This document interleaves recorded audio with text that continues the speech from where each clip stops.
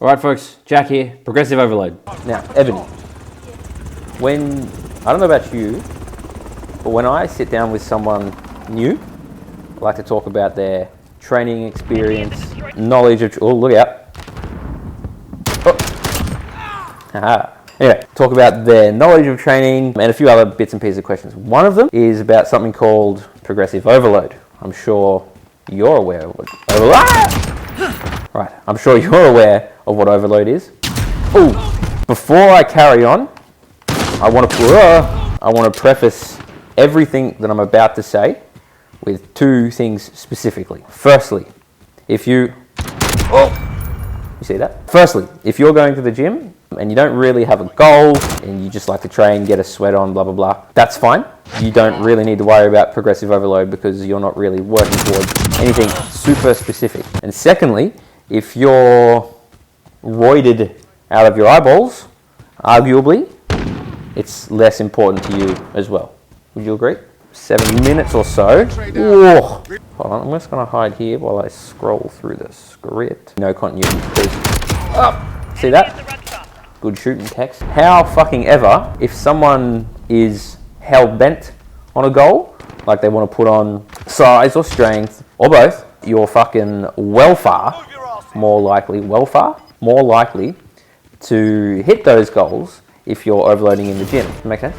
Oh, look out, we won. Now, can you tell me why overload is important? Trick question. I know you can tell me why. Shotgun time. Anyway, put simply, progressive overload in a strength and hypertrophy training environment. You can clearly tell I'm reading because I'm not playing the game. Oh, look out! Progressive overload is increasing the amount of stress you place on a muscle over time. You could think of it this way. So to get better at something, pretty much everything, over time you've got to make that thing harder, yeah? You can't expect to get better at riding a unicycle if you only ever ride a bike. You're gonna lose the second wheel, you know what I mean? Because the unicycle's running.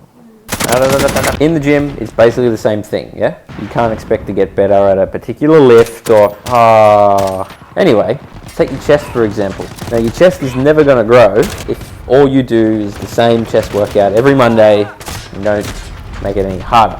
Fucking 4 sets of 10 on the bench, 4 sets of 10 on the incline dumbbell. Look out! 4 sets of 10 on the fucking fuck nose on the cable flies, you know? There's heaps of ways that you can apply progressive overload in the...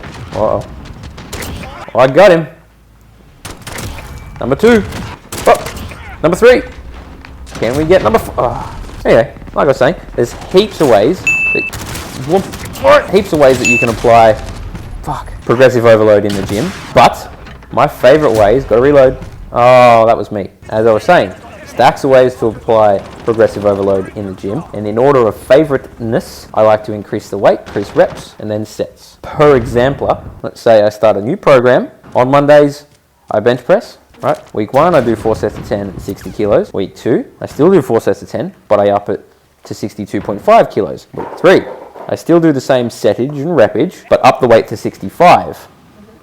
Does that make sense? We can look at another approach. So some pin loaded machines, like the leg extension, have really big jumps in weight in between the stacks, which makes it unrealistic to keep putting the weight up week to week. So what you could do, a new program, you're on the leg extension.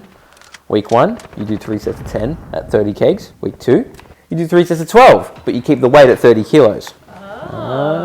Then week 3, you're still on 30 kgs, but you do 3 sets of 15. Week 4, if leg extension is still in your program, you could finally put the weight up, you drop the reps back down to 10, and start the cycle over again. You smell what I'm stepping in, yeah?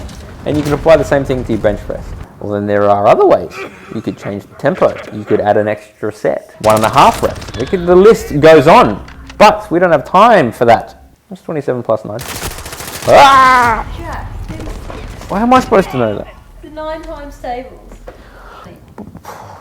Jesus.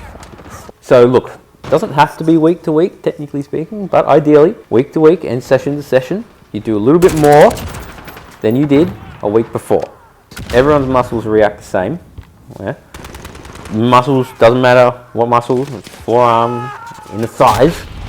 Over time, those muscles, your muscles, will adapt to the stimulus. We have to make sure that the stress on the muscles is always rising. in some way, shape or form over a period of time. So to make sure they keep adapting to deal with the stress by getting bigger or stronger. The best way to make sure you're making progress is to track your progress. Sorry, to track your workouts, but that's a whole different box of frogs. Speaking of different frog boxes, if you're trying to put on size and strength, you have to make sure that you're eating in a way that will guide that growth. But I've got a couple of hours here. Anyway, progressive overload, got to make sure you use it if you want to make real progress in gym. Unless you take John Woods.